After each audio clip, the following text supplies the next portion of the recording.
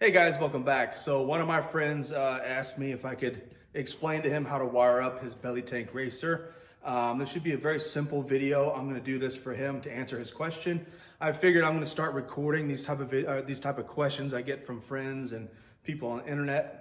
It might help someone else trying to wire something else, or by answering someone's question, I might answer a lot of people's questions. So I'm here to help, guys. Whatever you need, definitely still shoot me an email or a message if you have a question about something. I'll get to those as soon as I can. But hopefully for some of you, these type of video questions will answer your question, and you can go about your day and get your stuff done in a timely manner. My goal really for you guys is just to help keep your car safe and help you from wasting money on burning something up by accident. So we're going to go over to the dry erase board today, and I'm going to draw out a circuit for this belly tank race. All right, so here's our dry erase board, and I pre-apologize. Looks like only red works. My black and green doesn't work, so I won't be able to use those. So this is going to be a 6-volt positive ground, okay? Now at 6-volt positive grounds, people get a little confused about how the circuits are supposed to go. So I'm going to give you a bunch of information. Take it with a grain of salt. Use it how you see fit. I never tell anyone what to do with their car, but this is how I see it in my mind. So we're going to go ahead and get started. Start with the simple stuff. Our positive and our negative post here. And I'll try to label these as clearly as possible. Now, I'm going to explain some stuff that I'm not going to write, so. Here's our ground side, positive ground. And my recommendation for this is you need to run this straight to the block. Especially on a race car, because all of our electronics basically are going to do with the coil and the alternator generator. So we need to have the best connection straight to the motor. That goes for 12-volt cars. It goes for a lot of things. So this is going to go right to the motor. And what I usually like to do is I like to bolt it. Try not to sneeze, excuse me. I like to bolt it to the bell housing bolt in the back. So this wire is going right to a bell housing bolt.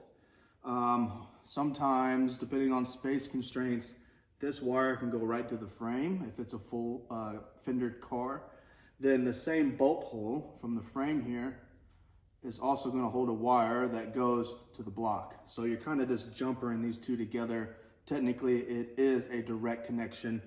When you're going through the frame, I highly recommend using a star washer on both sides of the frame. This gives you more contact, it gives you a little bit more grip, a little bit more bite for that ground. Even if it is a negative ground, same difference. When you're going to the back of the bell housing, definitely clean that bell housing out as much as possible. Grease, oil, whatever is possibly up in there, clean the threads out really good, because we're going to be getting our ground not just from the surface but also from the threads. So you got to think about good connections, and this connection here is very important. All right, so I'm not a perfect schematic artist. I'm definitely going to throw in up close pictures here once I get done writing this all out. This is just a fuse block. So if you're running a race car of any kind, you don't need a full-on wiring harness, okay? You save yourself some money for once, okay? But you should still have a fuse block and a couple relays underneath the dash. There's certain things we do not want to run directly, and we do not want to run anything without a fuse. So that's what we got here. Now, we're going to run from the negative to our fuse box. So we have a wire here. And I suggest this wire to be a 4-gauge. Sorry, I got bad handwriting. Just listen to what I'm saying instead of what I'm trying to read what I'm writing. So this wire coming out of the negative side into our fuse block should be a 4-gauge. That's what my crummy handwriting says there. Now out of this, we'll have, after you start planning your race car out, you'll know how many connections you need to have, what size fuse block you need. Race cars, not really much of anything. So most important, let's go off the most important piece first. All right, so hopefully you're following what I got going on here. I'll get a lot more up close shots and edit that in later. So we have the negative side 4-gauge wire to our fuses to a switch that's inside the car. I would recommend you guys to also run a light. If this is a race car, I'd recommend put a light right next to the switch here and wire that light bulb up, so when you close your switch, you turn the coil on, you're also turning your light on. All we're going to be doing here is be putting your light in series after the switch. You know, some guys want to get picky and run relays for stuff like that. You could do that too. Like I said, take my information with a grain of salt, but this is safe. You put a little light here right after the switch. You flip the switch on to turn your coil on. Your light comes on. So when you're racing and you're done racing, you know if you have your coil on or off. Seems dumb, but hey, this is the kind of stuff that makes your car safe. Now here, this is depending on what kind of coil you have, but here's a ballast resistor, okay? Please excuse my handwriting. Then we go to the negative side of the coil. That's positive ground system. So the positive side of the coil is gonna go to the distributor. The distributor is going to ground everything here. Positive ground, okay? Keep that in your mind. So, from here, we're gonna go to, how do you draw a distributor in a wiring diagram? So we'll just do this.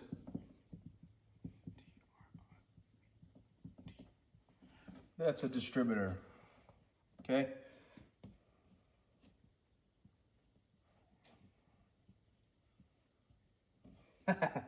It's a little gummed up, but it's all right. That's a distributor. So we're gonna go to the positive side. We're gonna go to the distributor. The distributor is going to ground it technically. So here's our ground symbol. And via spark plug. So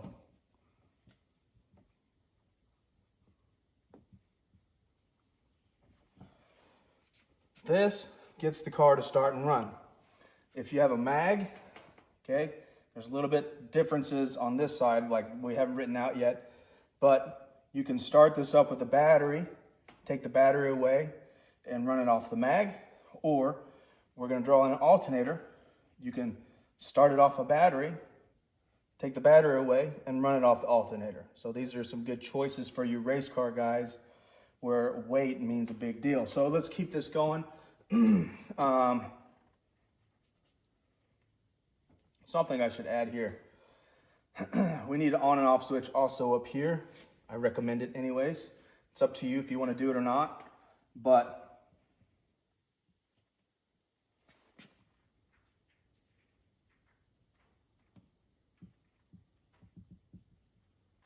this is the big gauged on and off switch, real big clunker, right? It's gonna hold high amps. Really, we're not gonna be running much amps through this whole system here, but get you a high amp switch. There's quite a few places like Cali Rod. He's one of the guys I recommend getting this kind of stuff from. Small company, 20 bucks to him is gonna mean a lot. And if you give 20 bucks to Speedway, they really don't care. 20 bucks isn't that much of a profit margin. You know, use whoever you guys want to use, but that's my recommendation. Give your money to someone where the money makes a huge difference. High amp switch here. I'm going to tell you why we're going to do that here in a second. That's going to make sense. So now let's go off alternator. Alternator is really simple. We can get one-wire alternators. We can get one-wire generators. We can get one-wire alternators that look like generators. So I'm telling you guys, you know, bite the bullet. Get one of these nice generator alternator setups. Get you a one-wire, especially in a race car.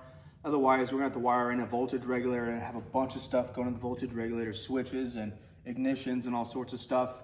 Or you could get one, once it spins fast enough, it charges. Caveat to that, I have found that the Power Master doesn't charge at a flathead's complete idle. It only charges at higher RPM. So we're talking like 850 RPM to get the Power Master to turn on.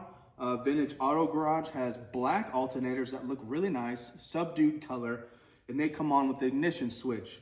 So we just have another switch here, just like how we have a switch for the coil, because I don't like running a bunch of stuff off the coil. A small light, yes, but when we want to turn the alternator off and on, no, we need to get a whole nother system and a whole nother switch for that. But you can have another switch here going to the alternator from Vintage Auto Garage. It turns it on. What that means, it is going to charge as soon as it starts to spin. The Power Master needs like 850 RPM, which is higher than a flathead idle.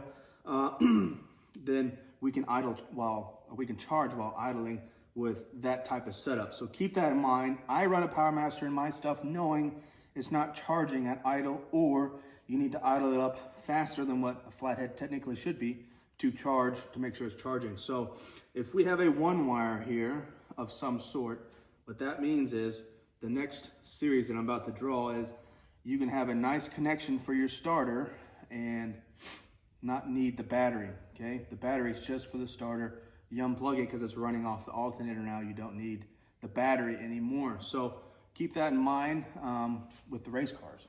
So now we're gonna go to a starter. Now we're gonna do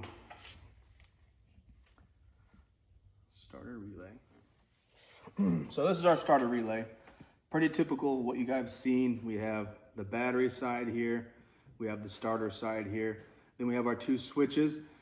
I recommend getting this switch from Vintage Auto Garage. They have it set up to where you can put a push button ground on the dash for the relay here. And I mean, it just works perfect, guys. You can just put a push button, ground it to the dash. That push button is gonna flip this relay and it's gonna take the big power here. So we are gonna go right off the battery for the starter solenoid. And again, I'm sorry, I only have red. We need to put, oh, I missed something. On the alternator, we need to put a fuse. My board keeps falling back.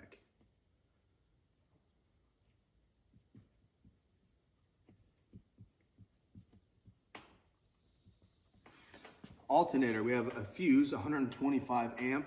This is just in series. We want it to be as close to the alternator as possible so this wire doesn't lay against exhaust or rub against the body and actually have an issue, you know, with that charging power wire burning up anywhere in your car. This is gonna break. If anything, worst case scenario, this is gonna break and we're no longer gonna have that connection here on this side. So get yourself a 125 amp fuse. I know I'm saying probably Vintage Auto Garage too much, but they have these, they have everything.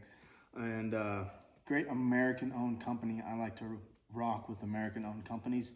To me, that means a lot. And again, when someone is actually gonna make a difference, when you give them your 20 bucks, I'd rather give it to the person that makes a difference than a big, huge company that really won't even notice a $20 bill.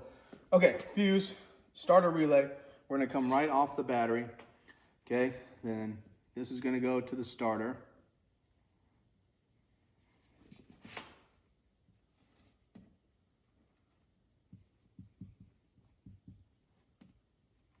Okay, this is gonna go to the starter, and the starter is gonna ground it itself. So if you're running a flathead starter, just make sure your threads are really nice on how this bolts up, clean it really good, and it's gonna work pretty good. So we're not taking this wire off of anything other than straight to the battery. So that's really important. Then these from Vintage Auto Garage, these are jumped together. Then this wire is going to go to a switch.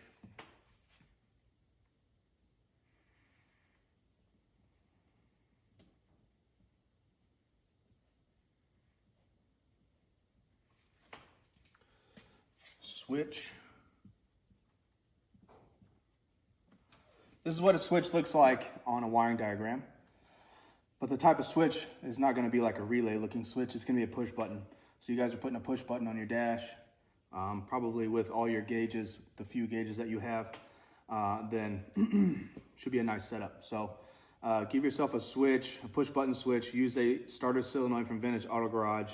And this wire here should be, I think, a 1/0 probably, or yeah, so probably an 0, which means 0, right guys? Or a 1/0 gauge. So this needs to be a pretty big wire. 0, which is 0, or 1/0, okay? So look for that gauge wire. That's usually easy to find. I get mine at CarQuest locally. So you can buy some of this stuff local. What else are we gonna need here? Some simple gauges, so some lights. Now we got this switch here, the big amp switch. We can use that to turn the whole fuse box off and on. It's just a safety thing. Also, you can hide it underneath your seat or something so people don't know where it is. But that's something simple that we can use for lights.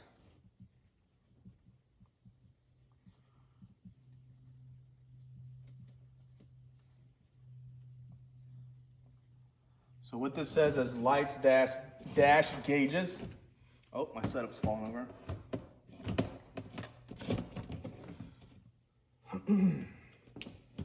So lights dash gauges. So when you flip this switch, turn your fuse box on, it's just gonna turn your lights on.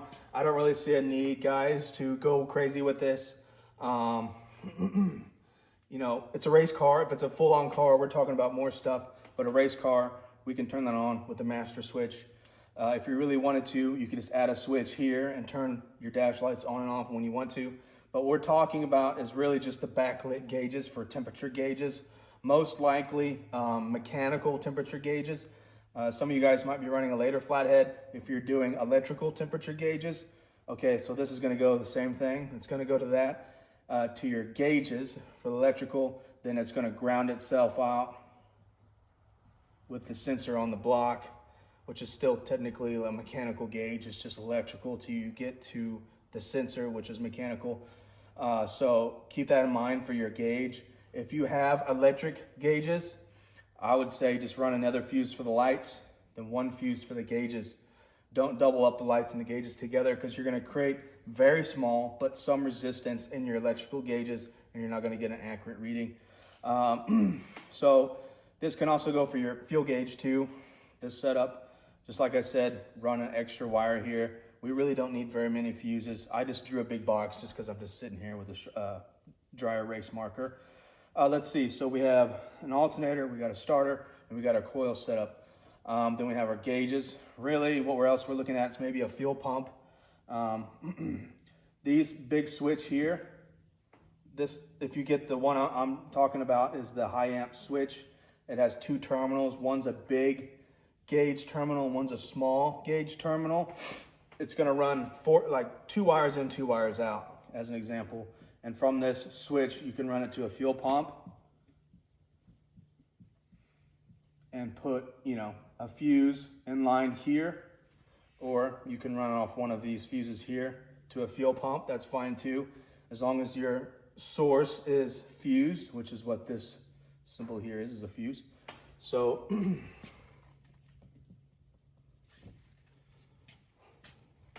I mean, this is basically it. You know, I hope I explained it. A lot of people get confused when it comes to the ballast resistor coil distributor. They're like, it's positive ground. I don't really know. That's how you wire up a positive ground.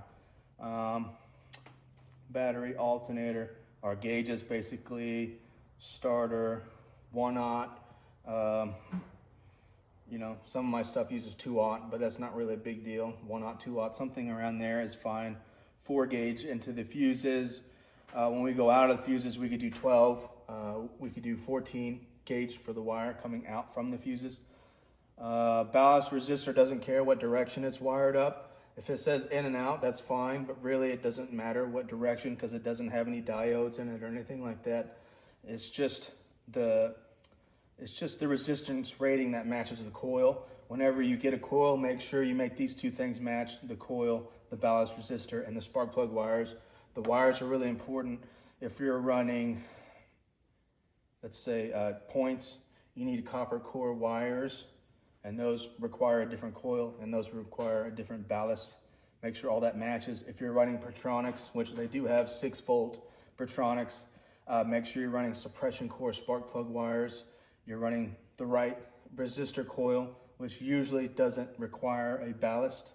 So on your setup, guys, I can't really explain to you what you need, but you need to make sure you buying it from a distributor. If you're getting your distributor from a distributor, or your spark plug wires, or your coil from a distributor, they should have enough knowledge to tell you this coil requires this ballast, which requires these type of spark plug wires.